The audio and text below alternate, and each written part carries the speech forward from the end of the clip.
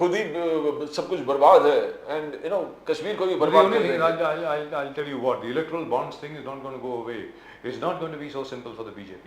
It is not going to be so simple. I want to understand how is it going to affect the common man. I mean, इस गरीब आदमी से sir क्या common मतलब है man कि का ये है, कौन से पार्टी को क्योंकि कितना अभी तक फंड क्या मिला? है सर, कॉमन मैन का क्या है कि Is it intellectual talk about नहीं this? सर, ऐसा है कॉमन मैन का ये है कि भाई इसने फला फला आदमी ने पैसे खाए, जैसे कि टेलीकॉम स्कैम हुआ तथाकथित तौर पे 2G स्कैम था, प्रदीप जी आपको याद होगा। बिल्कुल। उसमें आदरणीय सम्माननीय कंट्रोलर एंड ऑडिटर जनरल जो थे, जो बाद में बीजेपी में चले गए, उन्होंने कहा 1,73,000 करोड़ का स्कैम है। मुझे याद है 1 लाख, मुझे तो अभी तक याद है, we were in a different channel both of us and we carried that speech of LK Advani ji live. Yes, yes. उसने कहा कि भाई मेरे तो होश उड़ गए, मुझको तो मालूम भी नहीं है कि इतना बड़ा नंबर भी हो सकता है, 1,73,000 करोड़। अरे भाई जब सुप्रीम कोर्ट ने दोबारा उसकी ऑक्शन कराई तो 20,000 करोड़ भी नहीं मिला, तो 1,73,000 कौन देगा करोड़ किसी चीज के लिए जिसकी कीमत 20,000 करोड़ से भी ऊपर नहीं है? तो मतलब आई डोंट अंडरस्टैंड दिस। और अभी the Supreme Court had ruled at that time, it was a very clear cut rule Pradeep ji, that there will be no distribution of spectrum via government decision, executive decision के द्वारा नहीं होगा। और आप अभी वही करने जा रहे हैं सैटेलाइट बैंडविड्थ को लेकर के, you are not auctioning it sir.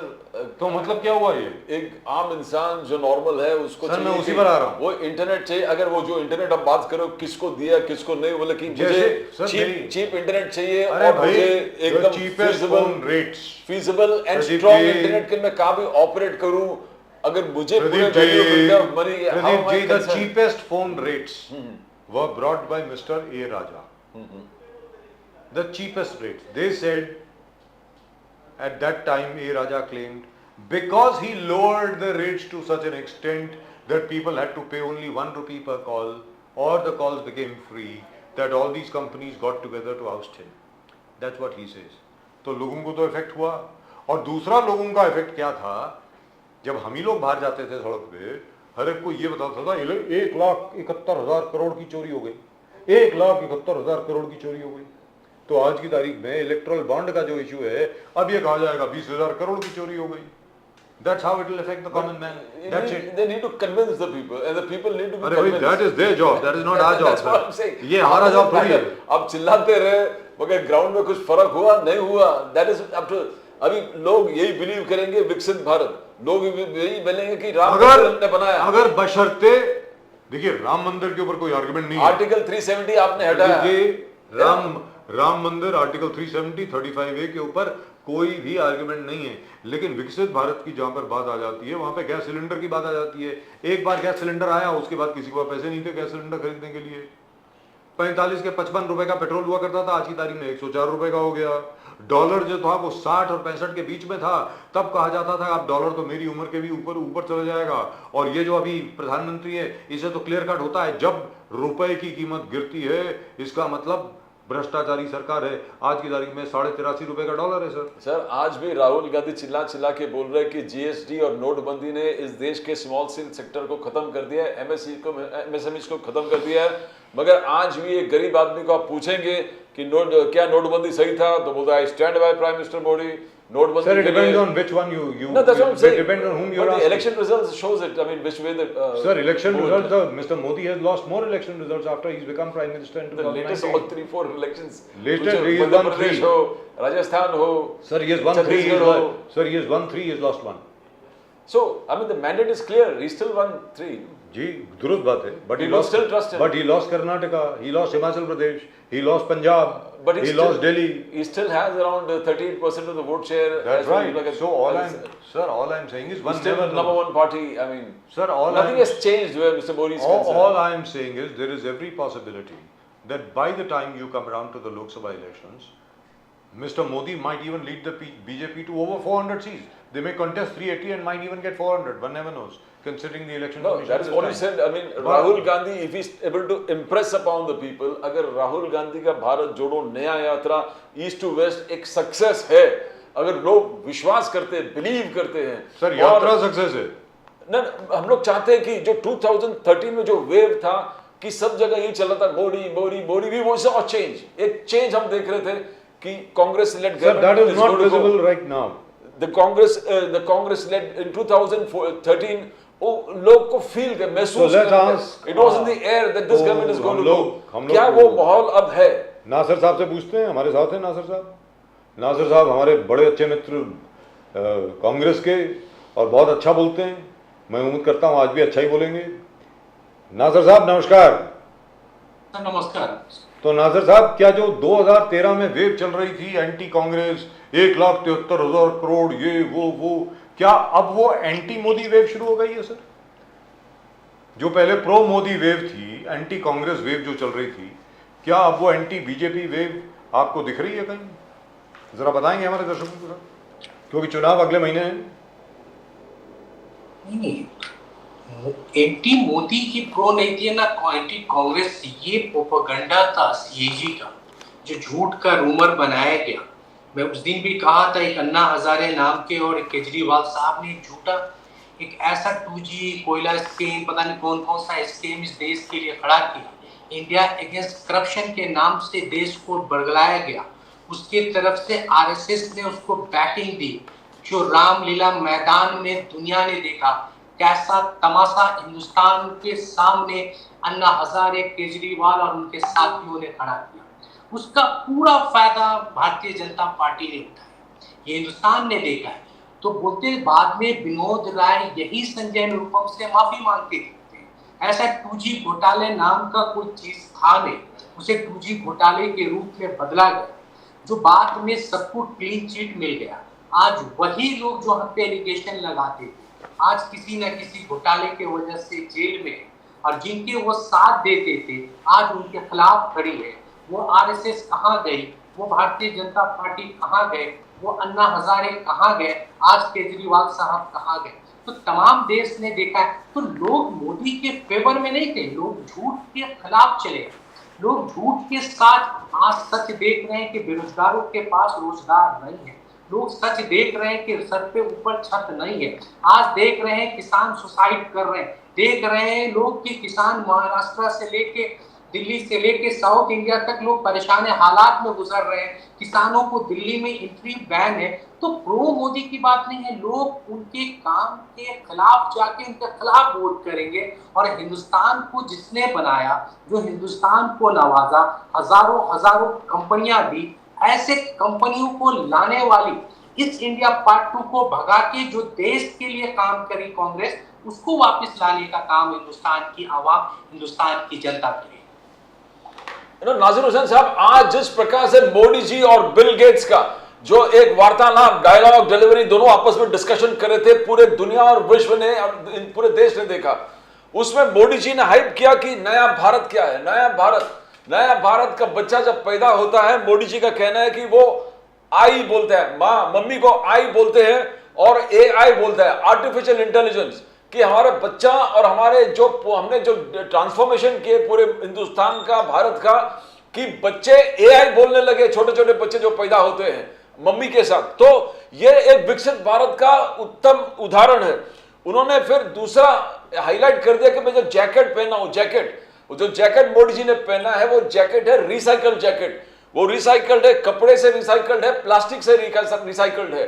वो जो क्लाइमेट चेंज के खिलाफ जो जंग पूरे दुनिया लड़ रहा है इस समय, क्लाइमेट चेंज प्रोटेक्शन और स्टेप्स टुवर्ड्स क्लाइमेट चेंज को रिडक्शन करना, मदर अर्थ को प्रोटेक्ट करना, तो मोदी जी क्या इन दोनों चीजों में एक उत्तम उदाहरण पूरे देश भर दुनिया को दे रहे थे कि आप सिर्फ बात करते हैं, मोदी जी इंप्लीमेंट करते हैं, फिर वही Modi ji guarantee, Modi guarantee, Modi guarantee. Nasir Hussain साहब, देखिए इनके बोलने की अंदाज जुदा है, इनकी अंदाज इतनी बेहतरीन है कि लोग उसमें फिदा हो जाते हैं। आई और आई, कोई आई हमारे हिंदुस्तान में बोलने कोई पहली बार नहीं है। हाँ, मगर इन्होंने उसको बोलने का तरीका बदल दिया कि आर्टिफिशियल ये होता है और ये होता है, बोलने का तरीका अच्छा है। मगर यही टेक्नोलॉजी के खिलाफ ये भारतीय जनता पार्टी थी।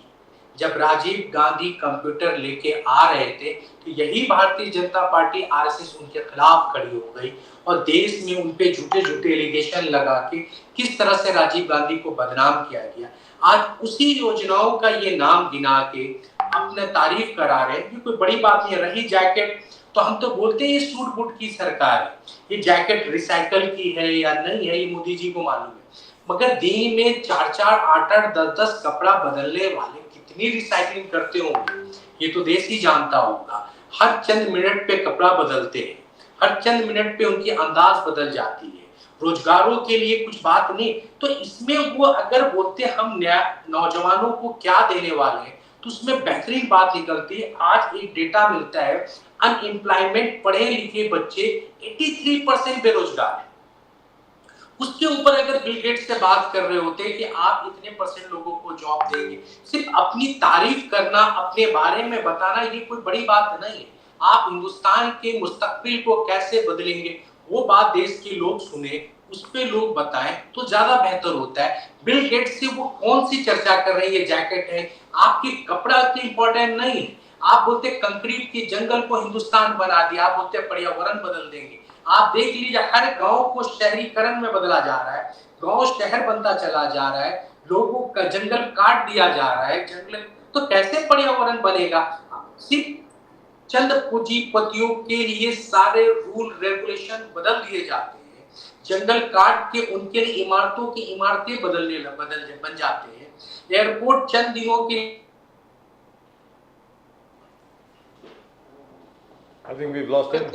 पूंजीपतियों के He's लिए back, सरकार है। जी, सिर्फ जामनगर बताइए ना, एक शादी के लिए 10 दिन के लिए इंटरनेशनल एयरपोर्ट, आज जो करोड़ों रुपए के नाम से एयरपोर्ट बनाया गया कुशीनगर, वहां आज जानवर घूम रहे हैं, वहां से फ्लाइटें बंद हो गई। ये करप्शन नहीं है तो क्या है? ये चारों तरफ इनके झूठ है, कहीं कुछ दिख नहीं रहा। आप कुशीनगर आपके सामने ही है, आप एग्जांपल दे रहा हूं, ऐसे ना जाने कितने एयरपोर्ट होंगे। सिर्फ रिबन फीता चर्चा होता है, कटता है, लोगों में चर्चाओं का विषय होता है, मगर जमीन पे जब देखते हैं तो सब पे ताले लग जाते हैं। सिर्फ ये पूंजीपतियों के लिए काम हो रहा है, कोई पर्यावरण के लिए काम नहीं हो रहा है। गरीबों के बच्चे आज भी गरीबी के दलदल में दबते चले गए, अमीर अमीर बनते जा रहे हैं, गरीब वहीं रह गया, किसान वहीं रह गया। तो अभी इनकम टैक्स का एक और आप देखेंगे चंद दिनों की बात है, अभी इलेक्शन आने वाला है, लोग सोच समझ के अपने वोटों का इस्तेमाल करेंगे और सर इनकम टैक्स का नोटिस सरकार बेहतर है या नहीं। नासिर साहब, कांग्रेस को इनकम टैक्स का एक और नोटिस आया, पेनल्टी का 1800 करोड़ का, सॉरी अब तो 1000 करोड़, 1800 करोड़। सर पहले अकाउंट बंद कर दिए, अब 1780 करोड़ का नोटिस भेज दिया। आप देखिए कब से कब कितने का उन्होंने भेजा है नोटिस जी। 2014 में कितना भेजा, 2093 में पता नहीं। ये सरकार है, ऐसी सरकार होती है। मैं 53 करोड़ 2016-17 के लिए, 181 करोड़ 2017-18 के लिए, 178 करोड़ 2018-19 के लिए, 918 करोड़ 2019 to 24 190 करोड़, टोटल 1823 करोड़ का उन्होंने हम पे क्लेम कर दिया, जो हमारे अकाउंट को फ्रीज कर दिया। जो हम इलेक्शन लड़ नहीं पा रहे हैं, हम अपने लोग कैंडिडेट के ऊपर एक्सपेंस नहीं कर पा रहे, चुनाव को हम तैयारियां बेहतर, ये तो लोकतंत्र को फ्रीज किया जा रहा है ताकि कोई फ्री फेयर इलेक्शन हिंदुस्तान में हो ही ना सके। जो आवाज उठाए वो जेल के सलाखों में या तो भारतीय जनता पार्टी के साथ होगा। आप देखिए ना, जिसके खिलाफ ईडी की बात चलती है वो भारतीय जनता पार्टी। एग्जांपल देता हूं, प्रफुल्ल पटेल साहब, देखिए कितने इनके ऊपर एलिगेशन था, आज उनपे क्लोजर रिपोर्ट लगा दिया गया, उनको क्लीन चिट दे दिया गया। हसन मुश्रीफ को क्लीन चिट देने का काम किया जाएगा कुछ दिनों में। छगन भुजबल साहब को यही हाल होगा, यही अजीत पवार। सबसे बड़ी बात, हमारे महाराष्ट्र के मुख्यमंत्री के खिलाफ कितने चार्जेस थे, एक नाथ शिंदे साहब वो उनके साथ से। तो तमाम चीजें दूसरों के लिए कानून दूसरी है, ओपोजिशन के लिए कानून दूसरी है, कानून का कोई महत्व नहीं रह गया है। एक आदमी सरकार को लोकतंत्र खत्म करके लोकशाही की तरफ जा रहा है, बादशाहत कायम हो रही है। एक तरफ दो बादशाह आ रहे हैं, दूसरी तरफ ईस्ट इंडिया कंपनी आ रही। तो याद रखिए, जब जब सत्ता परिवर्तन होगा तो कांग्रेस जैसी पार्टी जो आए दिन आंदोलन से निकली है, हम आंदोलन करना चाहते हैं, हम क्रांतिकारी लोग हैं, बार बार कहते हैं, हम फिर से सड़कों पे क्रांति लाएंगे। और सेकेंड आजादी की लड़ाई है, ये आसान लड़ाई नहीं है। टीवी के अंदर हो सकता है, स्क्रीन के ऊपर सब बेहतर होगा, मगर जमीन के अंदर आज भी सड़कों पे आप देखें, मैदान पे आज देखें, लोग बद से बदतर जिंदगी जी रहे हैं। जयराम रमेश साहब ने बोला है कि ये टैक्स टेररिज्म है। आवाज उठा रहे हैं। सर, जयराम रमेश जी ने कहा है कि this is tax terrorism and it has to stop. Terrorism attack है ना सर, ये टेररिज्म अटैक इसी को तो बोलते हैं जब लोकतंत्र के ऊपर ये हमला कैसे हो। जी, आज एक तरफ बिलियनर इलेक्शन के अंदर है, एक तरफ सादा इंसान जो बिल्कुल मुफलसी के आलम में है, वो कैसे मुकाबला करेगा। हम लोग फिर हमारे दौर में आप देखिए, एक चाय वाला भी चुनाव लड़ सकता था और वो देश का प्रधानमंत्री बन सकता, पर आज के तारीख में क्या ये मुमकिन है कि वो इलेक्शन लड़ सके? मुमकिन नहीं है बजाज भाई, प्रदीप भाई, यकीन करिए बहुत ही कठिन रास्ता है, बहुत ही गहराइयों की रास्ता है, बड़ी गहराई सोचने की बात है किस तरह से ये चुनाव लड़ा जाए, किस तरह से हम लोगों की आवाज उठाए। जब आप आवाज उठाते हैं तो आपकी आवाज को बंद कर दिया जा रहा है, इलेक्शन लड़ने से आपको रोक दिया जा रहा है, या तो जेल के सलाखों में भेज दिया जाए। किस तरह से फेयर एंड फेयर इलेक्शन होगा? आम आदमी गुलामों की तरह जिंदगी जीने लगेगा, वो गुलाम बन के रह जाएगा। ऐसे बादशाहत को वो कायम कर देंगे कि लोग आवाज नहीं उठाएंगे। आर्टिकल 14 पे हमला होता है, आर्टिकल 19 पे हमला होता है, और हिंदुस्तान देख रही है कि आपके नादिर साहब, यूएस ने ऑब्जेक्शन उठाया, एंड यूएस ने रिटरेट किया। दूसरी बात उन्होंने कहा कि हम जो कह रहे हैं उस पर कायम है कि लेवल प्लेइंग फील्ड होना चाहिए। देश इंडिया डेमोक्रेसी है और डेमोक्रेसी में लेवल प्लेइंग फील्ड होना चाहिए। यूएस ने आवाज उठाया कि आप इलेक्शन से पहले जिस प्रकार से कांग्रेस के बैंक अकाउंट्स को फ्रीज कर रहे हो, केजरीवाल को चीफ मिनिस्टर को जेल में डाल दिया है, बोले कि ये लेवल प्लेइंग फील्ड नहीं है, लोकतंत्र के लिए ये लेवल प्लेइंग फील्ड नहीं है। ये तो यूएस जैसे, उससे पहले जर्मनी ने केजरीवाल जी के तो फेयर एंड फ्री जो आप कह रहे, मल्लिकार्जुन खड़गे साहब बार बार बोले there is no level playing field. Rahul Gandhi highlight कर रहे, राहुल गांधी जी हाईलाइट कर रहे कि बैंक अकाउंट हमारे फ्रीज करें, चुनाव कैसे लड़ेंगे, ट्रैवलिंग एक्सपेंसेस नहीं हो पा रहे। और उसके बाद जो बजाज साहब कह रहे कि आज भी लगातार नोटिस पे नोटिस, तो ये लोकतंत्र खतरे में है, लोकतंत्र खतरे में। बार बार राहुल गांधी जी हर मंच पर कर रहे थे देश विदेश, तो क्या आज पूरा दुनिया इस चीज को देख रहे कि Indian democracy, the pillars of the constitution have been shaken, तो you are fighting to save the constitution, save democracy. मैं यहाँ थोड़ा डिसएग्री करता हूँ कि यूनाइटेड नेशन हो या जर्मनी हो या यूएस हो, हमारे इंटरनल पॉलिसी में उन्हें बोलने का राइट नहीं होना चाहिए। ये हमारा लोकतांत्रिक हिस्सा है, हम अपने लोकतांत्रिक हिस्सा से हम उससे फाइट कर सकते हैं। बाहरी ताकतों को हमारे इंटरनल पॉलिटिक्स में घुसने की जरूरत नहीं है, क्योंकि हम सक्षम है, हम न्याय यात्रा के थ्रू हमने भारत के लोगों को जगाने का काम। बीजेपी हमारी अपोजिशन, हमारी दुश्मन नहीं है कि हम बाहरी ताकतों से उनके खिलाफ हम आवाज उठाएं। हम पूरी तरीके से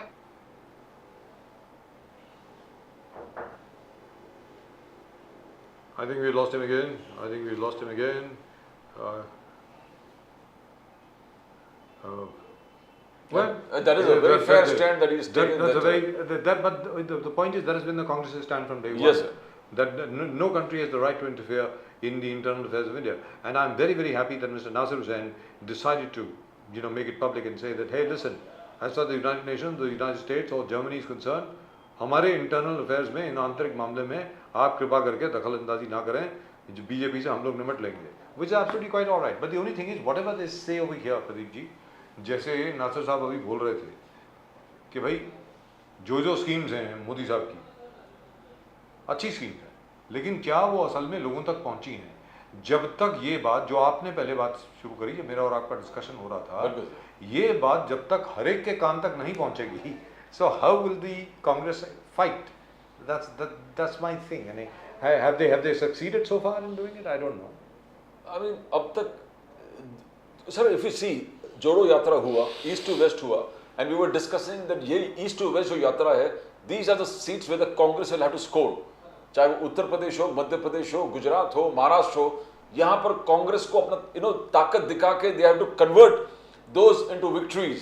and if they are able to do, अभी राहुल गांधी जी ने पॉलिसीज एकदम क्लियर कट किया कि बेरोजगारी है, आपका पहला नौकरी पक्का, हम लोग बेरोजगारी पूरे खत्म कर देंगे, 30 लाख जो बैकलॉग है वो पूरा क्लियर कर देंगे, उसका बेरोजगार रोजगार का गारंटी, पहली नौकरी पक्की, पेपर लीक पे गारंटी, वो सोच woman empowerment this is actually a landmark. जिस प्रकार से राहुल गांधी ने कहा कि 50% of woman job reservations where government jobs are concerned, central government jobs are concerned. Now that is a revolutionary stand.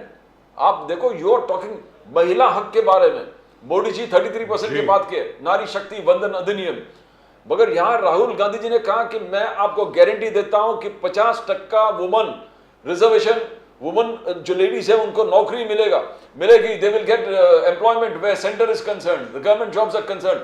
Now that could be a game changer. I mean, I'm telling you, sir, ये पहले इतने खुलेआम और ताकत और शक्ति और इस चीज के साथ दोहरा दिया उसने कि we will provide women empowerment. Now that is unbeatable. That's amazing.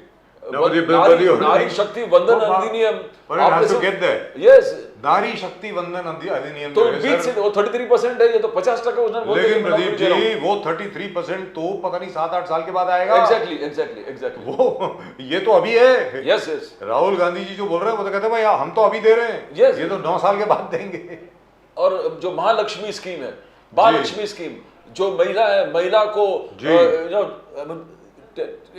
8 to 10,000 I think we got Nasir साहब back. जी नासिर साहब आप बोल रहे थे and I am so happy. Fantastic. Very frankly speaking, you deserve a lot of praise, all the praise in the world.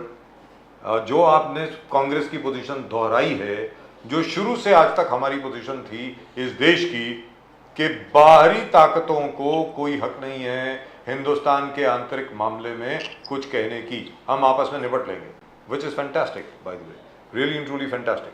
लेकिन sir अब आप ये बताएं अब आगे क्या, क्योंकि आपने जो मुद्दे उठाए ना सर वो जबरदस्त हैं. I am being very frank with you, these are the real issues, ये असली विषय ये हैं देश के.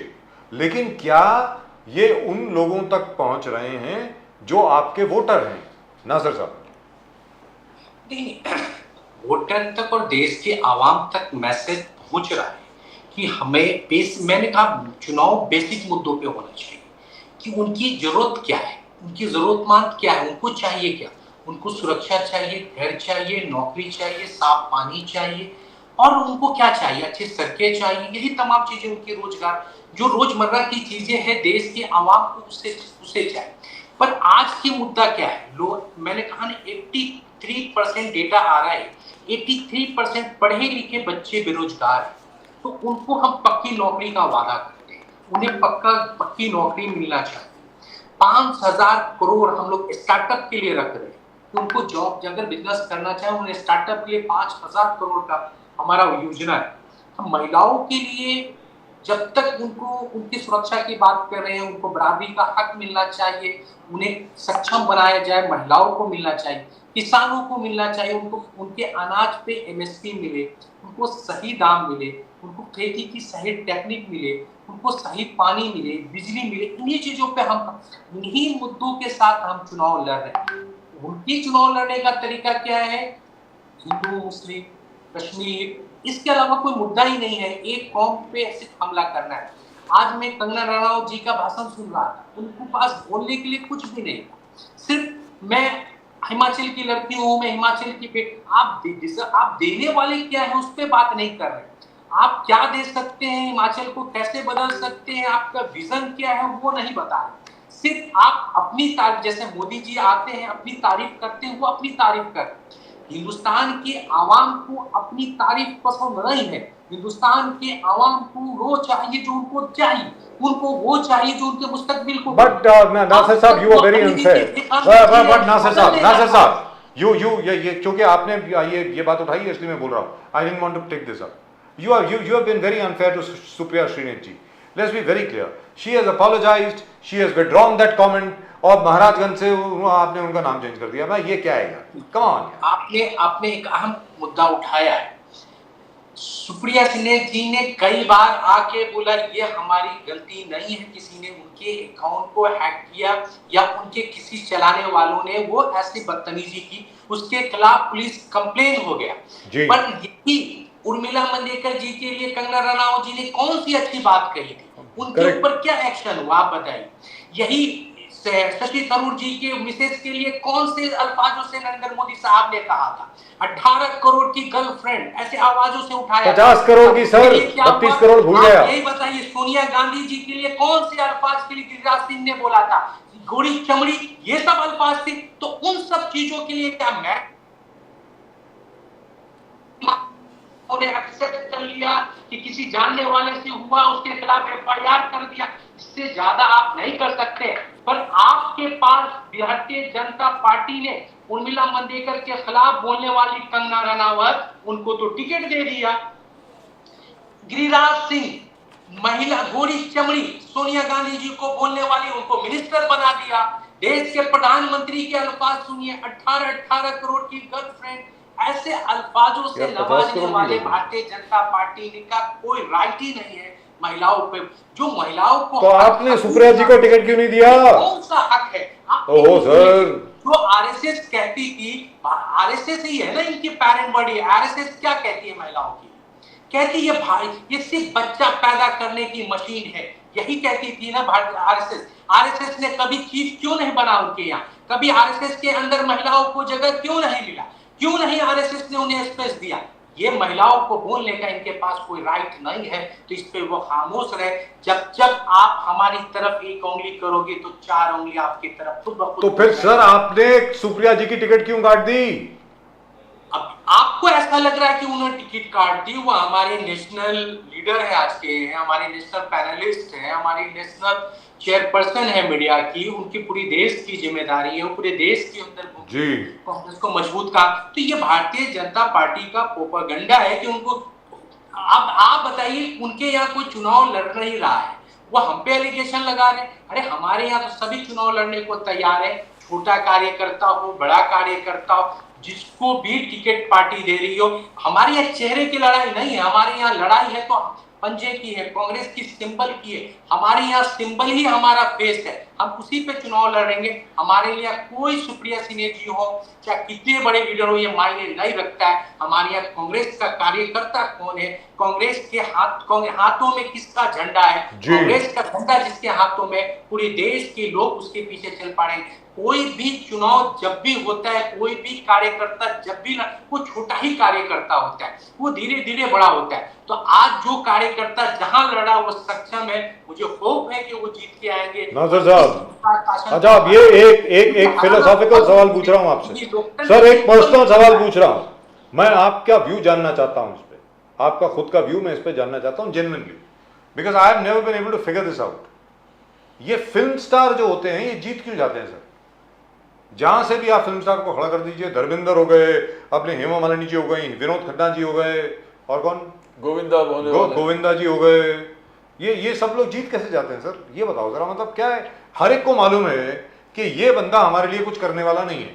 साउथ की बात अलग है, तमिलनाडु में, केरल में, आंध्र प्रदेश में, कर्नाटक में लोगों ने असल में काम किया है, we have seen it, they have worked. But here in Bollywood के स्टार्स जो हैं, सबको मालूम है कि एक कॉन्स्टिट्यूएंसी में वापस आने वाले नहीं है, फिर भी वोट देते हैं उनको। नासिर साहब बताएं प्लीज। नहीं, क्यों जीतने का इनका है मुझे नहीं मालूम, क्यों जीत जाते हैं। और मैं तो कहता हूँ जीतना चाहिए, नहीं जीतना चाहिए, आवाम जान फैसला लेना चाहिए। जी जरूर। ऐसा नहीं कि जितने फिल्म स्टार चुनाव में जा रहे हैं वो सक्षम नहीं होंगे, वो काम नहीं कर। ये एक अलग विषय है कि वो चुनाव लड़ने के बाद वो अपने आवाम के लिए कितना इंसाफ करते हैं, उनके लिए वो कितना काम करते हैं, चाहे संसद में आते हैं तो उनके लिए कितनी आवाज उठाते हैं। ये देश की आवाम है, देश की आवाम इस पे फैसला ले कि वो उनके लिए बेहतर है या नहीं है। मेरे हिसाब से अगर बेहतर है तभी वोट दें, अगर बेहतर नहीं तो उनको रिजेक्ट करें। मैं उस पर इससे ज्यादा कुछ बोल नहीं सकता हूँ, क्योंकि फिल्म स्टार आज की तारीख में, क्योंकि उन्हें हिंदुस्तान की आवाम उन्हें अपना आइडल समझ लेती है। वो लगता है कि जिस तरह वो फिल्मों में चमक है, धमक है, वो सोचते हैं सब कुछ चंद दिनों में तब्दील हो जाता है। 3 घंटे की फिल्मों में या 2 घंटे की फिल्मों में सब कुछ बेहतर हो जाता है। शायद वो जमीन पे आके उनको वैसा ही माहौल बना देंगे, वैसा ही कॉन्स्टिट्यूंसी को बदल देंगे, वैसे ही असेंबली बदल देंगे, पर ऐसा नेचुरल चीजों में नहीं होता है। ये फिल्मी पर्दा अलग है, नासिर हुसैन साहब, आज 600 लॉयर्स, 600 वकील, सुप्रीम कोर्ट के वकील, 600 लोग, 600 लॉयर्स ने पिटीशन किया है Supreme Court and they have addressed a letter to chief justice Chandrachud.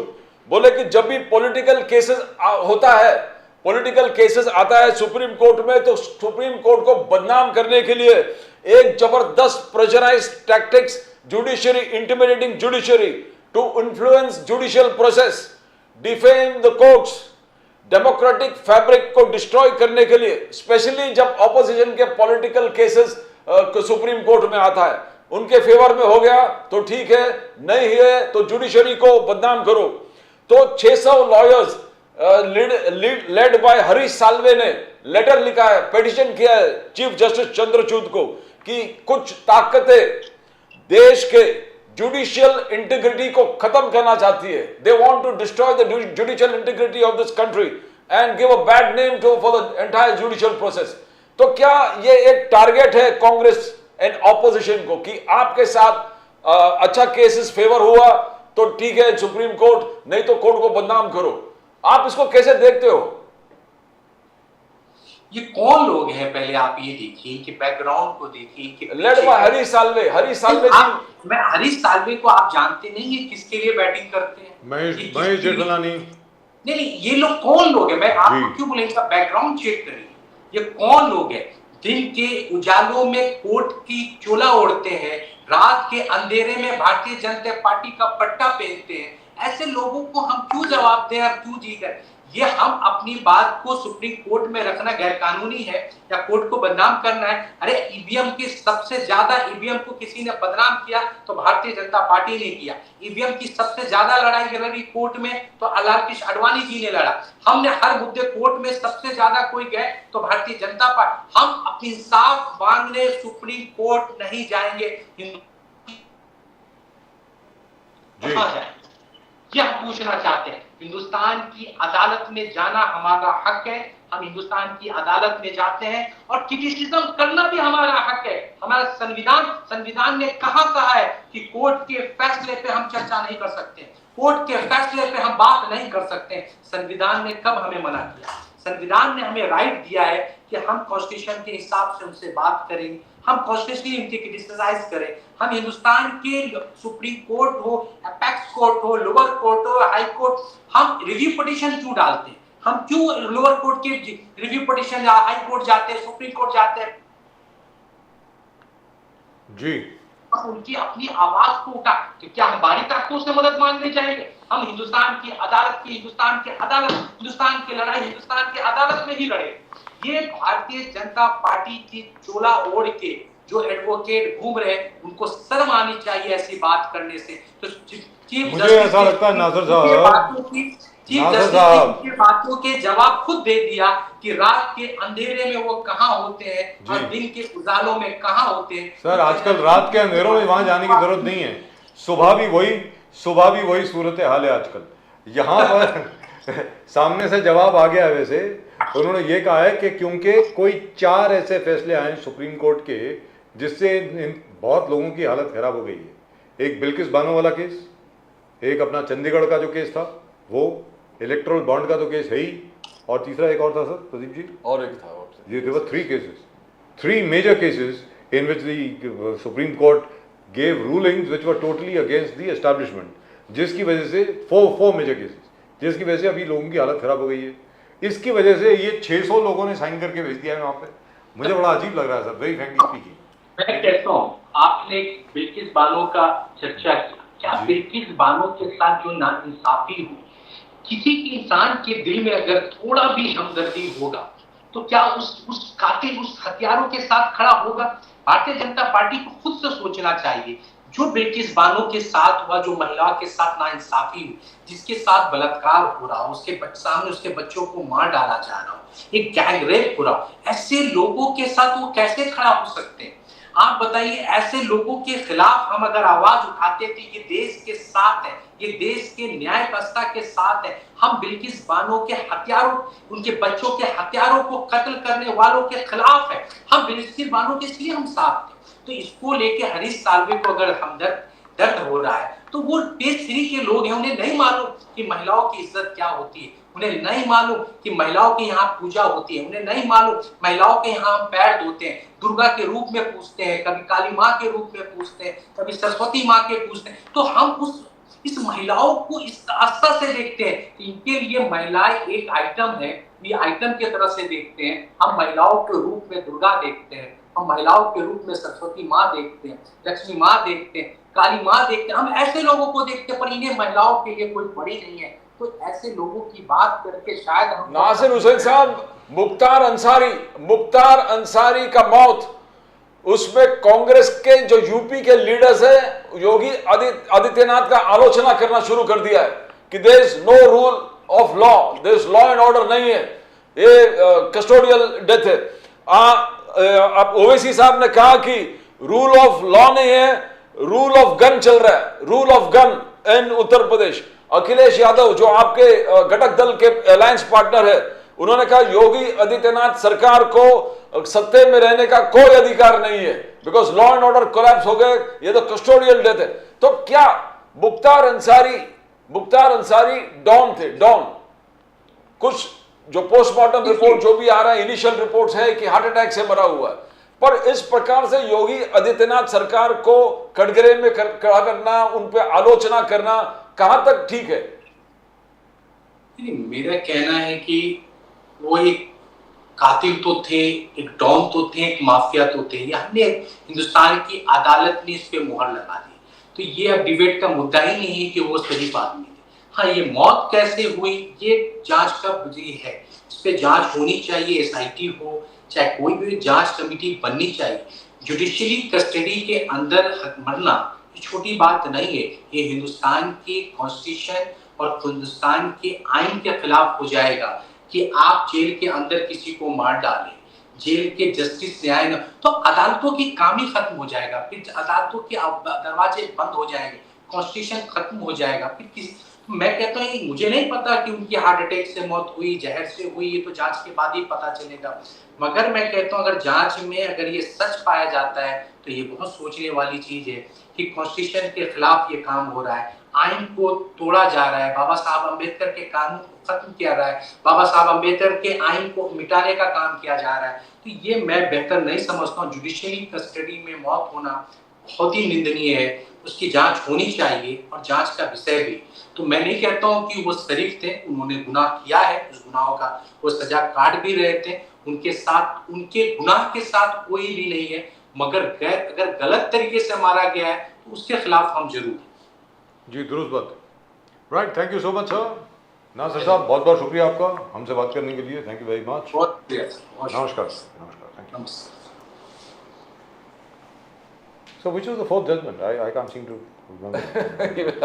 I'm still trying to figure it out. There was the Bilkis Bano But judgment. even if there were 3, it was fantastic. All those 11 were sent back. The Chandigarh mayoral election, the Supreme Court actually ordered a recount right in front of its own eyes.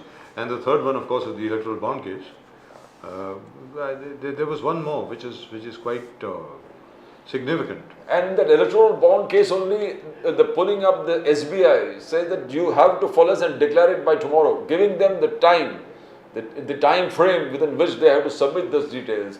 Yes. That was again a very kind of Supreme Court asserting itself, where protection of the democracy and constitution is concerned. Gee. It has risen to the occasion. That's right. Yes. Now the only thing is that as far as the जो आपने कहा ना, वो 600 वकीलों ने जो लिखा है, Yes, yes. in fact I didn't want to say it, I didn't want to sound as if I was betting for the Congress party, but the fact is they themselves seem to be undermining the authority of the Supreme Court.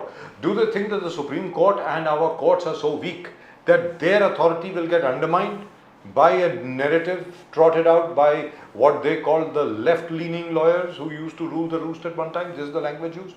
I mean, come on. Yeah, You think our courts are so weak? क्या बोल रहे हैं sir आप? Harish Salve a few days ago Yes. was himself casting aspirations in the conduct of the Chief Aspersions Justice. on the judicial selection process. And especially on the judicial and on Justice Chandrachud himself. Yes. directly. कि भाई, in which other country do judges appoint other judges? yes, yes, yes. I thought only judges could appoint other judges. Sir, engineers appoint other engineers, journalists appoint other journalists, doctors appoint other doctors. An engineer can't appoint a doctor. I mean, come on. One was this, and the other was, he says, the judicial overreach. Ji. No, he says you are moving beyond your area. You are moving beyond your arena, in your turf, into another turf, and picking up cases. He talked about judicial overreach, and especially talked. And So a few days after that, which is very strange. and few days after that, he is writing a letter to protect the judicial integrity of the country. I mean, all the- Mr. Salve does not have anything to say over the administrative overreach.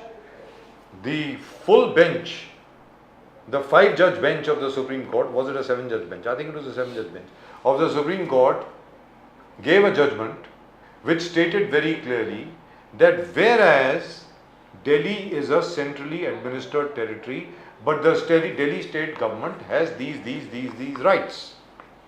And these are part of an elected government's portfolio, and they cannot be interfered with by any authority. This authority lies with the elected government of Delhi. This is what the Supreme Court had said. Within 8 days, the centre came out with an ordinance overturning this Supreme Court judgment, then goes back to Parliament and has an act passed. Mr. Salve does not think that is undermining of the Supreme Court's authority. I mean, come on. What is goose? What is goose for the gander? What is sauce for the gander is sauce for the goose.